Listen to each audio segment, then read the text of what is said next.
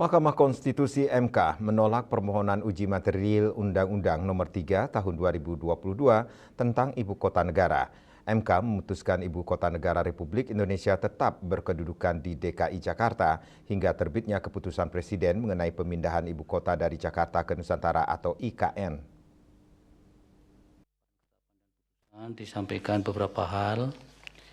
Yang pertama, Mahkamah Konstitusi (MK) menolak permohonan uji materi Undang-Undang Nomor 3 Tahun 2022 tentang Ibu Kota Negara (IKN). Dalam putusannya, MK menegaskan bahwa Ibu Kota Indonesia hingga kini masih berkedudukan di Jakarta karena belum ada keputusan Presiden mengenai pemindahan Ibu Kota ke Nusantara, Kalimantan Timur. Hal itu dinyatakan MK dalam sidang pengucapan putusan nomor 71 garing PUU-24 Romawi 2026 yang digelar pada Selasa 12 Mei 2026.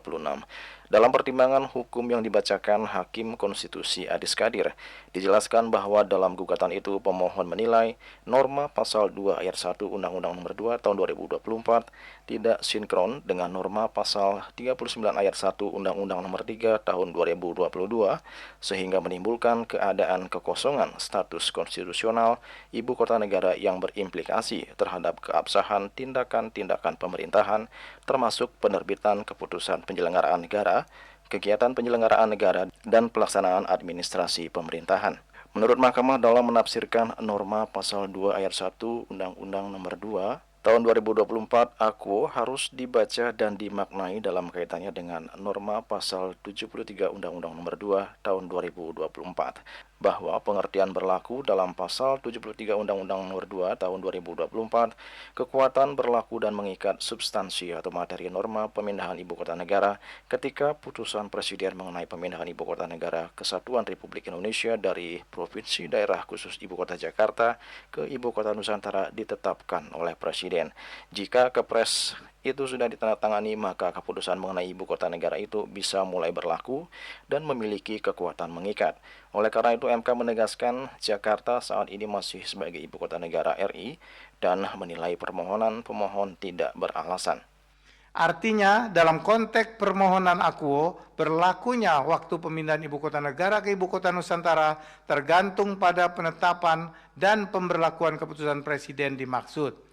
Berdasarkan pertimbangan hukum tersebut, dikaitkan dengan petitum pemohon Aquo, menurut Mahkamah, tanpa penafsiran terhadap Pasal 39 ayat 1 Undang-Undang 2 Tahun 2024, sebagaimana dimohonkan oleh pemohon, kedudukan, fungsi, dan peran Ibu Kota Negara tetap berada di Provinsi Daerah Khusus Ibu Kota Jakarta sampai dengan ditetapkannya keputusan Presiden mengenai pemindahan Ibu Kota Negara Kesatuan Republik Indonesia dari Provinsi Daerah Khusus Ibu Kota Jakarta ke Ibu Kota Nusantara.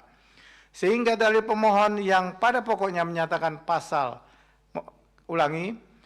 yang pada pokoknya menyatakan norma pasal 39 ayat 1 Undang-Undang 3 Tahun 2022 bertentangan dengan pasal 1 ayat 3 dan pasal 28D ayat 1 Undang-Undang Dasar Negara Republik Indonesia tahun 1945 adalah tidak beralasan menurut hukum.